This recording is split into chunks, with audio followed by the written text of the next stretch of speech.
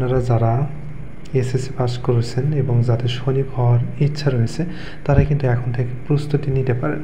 আজকের ভিডিওতে আমি আপনাদেরকে দেখাবো যে সৈনিক পদের প্রশ্ন কেমন হয় এবং কিভাবে আপনি প্রস্তুতি নিতে পারবেন এই টোটাল বিষয়ে।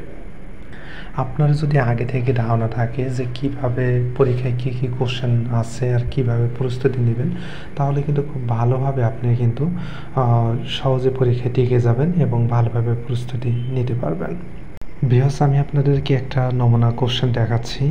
হুবহু এরকম ধরনের কোশ্চেন হয়ে থাকে। বাংলাদেশ সেনাবাহিনীর নমুনা প্রশ্ন, সৈনিক পদে বাংলা দেখেন, রচনা লিখতে বলবে যে কোনো একটি, দুইটি দেওয়া থাকবে। জুলাই গণঅভ্যুত্থান, মুক্তিযুদ্ধের চেতনা, এরকম যে কোনো টপিক দিতে পারে, দুইটি থাকবে। ভাব সম্প্রসারণ থাকবে একটি, সন্ধি বিচ্ছেদ থাকবে যে 5টি সন্ধি বিচ্ছেদ লেখো। এখানে সন্ধি বিচ্ছেদের জায়গায় এ কথায় প্রকাশও থাকতে পারে, আমি আপনাদেরকে বিস্তারিত আরও বলতেছি। এছাড়া ইংলিশ দেখেন, যে কোনো একটা কম্পোজিশন বা প্যারাগ্রাফ লিখতে বলবে, এখানে আওয়ার ইন্ডিপেন্ডেন্স, ট্রান্সলেশন থাকবে, তারপর আর্টিকেল পূরণ করতে হবে অথবা রাইট ফ্রম ভার্ব দিতে পারে।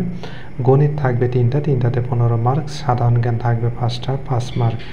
বাংলাতে এই টোটাল কিন্তু 50 মার্কের প্রশ্ন হবে, সময় 1 ঘন্টা দেওয়া থাকবে। এখানে যেরকম কোশ্চেন দেখানো হয়েছে হুবহু এরকম টাইপের কোশ্চেন হয়ে থাকে এবং টপিকগুলো চেঞ্জ থাকে।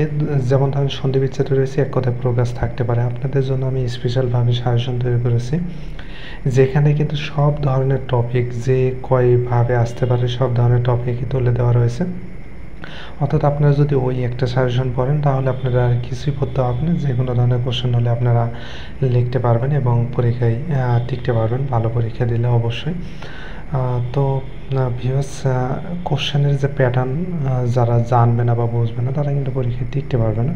আপনি যদি এসএসসি পাস করে থাকেন এবং সৈনিক হওয়ার স্বপ্ন দেখেন তাহলে অবশ্যই এখন থেকে প্রস্তুতি নিতে পারেন ভালোভাবে, আর আমাদের সাজেশনটি পড়ে নিজেকে আরও পুরোপুরি প্রিপারেট করতে পারেন।